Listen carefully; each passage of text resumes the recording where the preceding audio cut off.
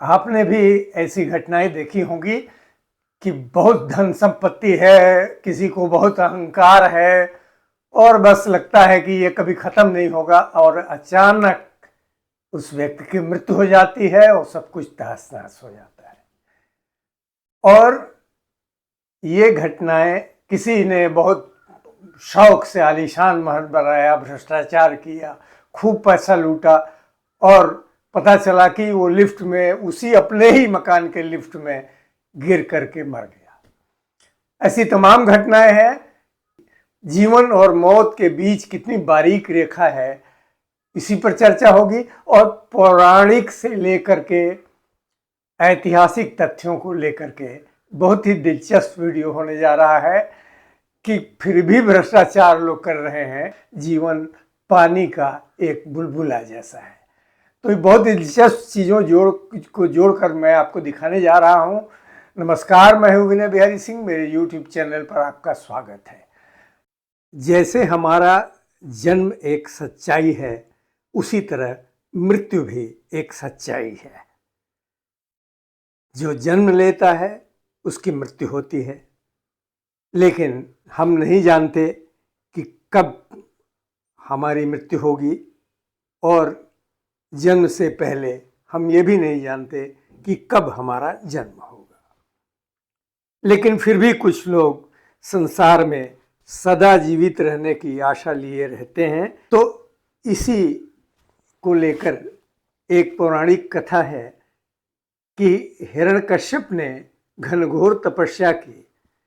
तपस्या के बाद भगवान प्रकट हुए और उन्होंने कहा कि वर मांगो। तो हिरण्यकश्यप ने वर मांगा कि कोई भी मनुष्य, देवता, पशु पक्षी, जलचर मुझे नहीं मार पाए, न दिन में न रात में, न घर में न घर के बाहर, न जमीन में और न आसमान में।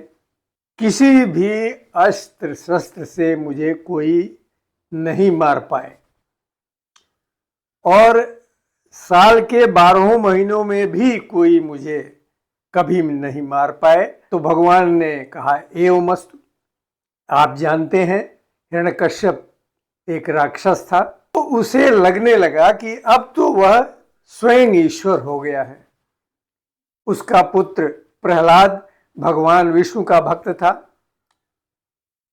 तो वो कहता था कि ईश्वर तो मैं हूं, तुम्हारा पिता, तुम विष्णु भगवान का क्यों जप करते हो। अंत में वो नहीं माना जब भक्त प्रहलाद, तो उसी के पिता हिरण्यकश्यप ने कहा कि क्या तुम्हारा भगवान महल के खंबे से प्रकट हो सकता है, और एक मुक्का मारा और भगवान विष्णु प्रकट हुए और उन्होंने उसका कैसे वध किया एक रोचक घटना है। वो न दिन था न रात थी, बिल्कुल शाम के समय, न घर के बाहर न भीतर, चौखट पर, न जमीन पर न आसमान पर, अपनी जांघों पर रख के उन्होंने अपने तीखे नाखूनों से किसने मारा।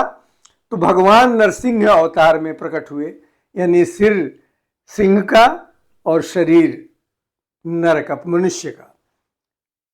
और 12 महीनों में उन्होंने नहीं, मलमास, हर 3 साल के बाद 13 महीने का साल होता है, मलमास कहा जाता है, उस मलमास में उसकी हत्या की, यानी 12 महीने छोड़कर। तो उस हिरण्यकश्यप ने अपने सारे उपाय किए कि मैं बच जाऊं, मैं अब मुझे कोई नहीं मार सकता, लेकिन मृत्यु से कोई नहीं बच सकता, जो जन्म लेगा उसे मरना ही है।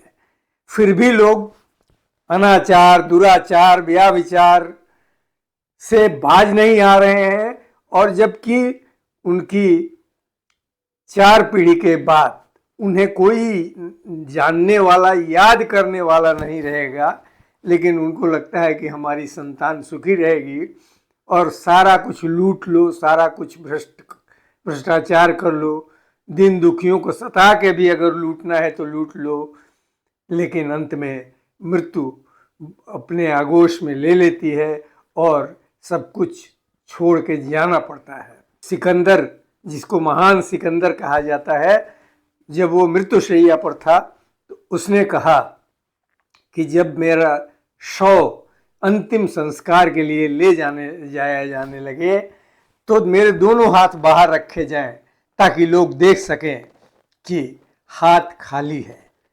तो इस संसार से कोई भी भौतिक वस्तु ले नहीं जा सकते, हम न ला सकते हैं न ले जा सकते हैं। तो हमारे कर्म ही हमें साथ ले जाने पड़ते हैं। कर्मों का, अगर खराब कर्म किए हैं तो कर्मों का बोझ लेके जाते हैं और अगले जन्म में उसी को भोगते हैं। अगर अच्छे कर्म किए तो आनंद के साथ अगले जन्म में रहते हैं। नमस्कार, बहुत बहुत धन्यवाद।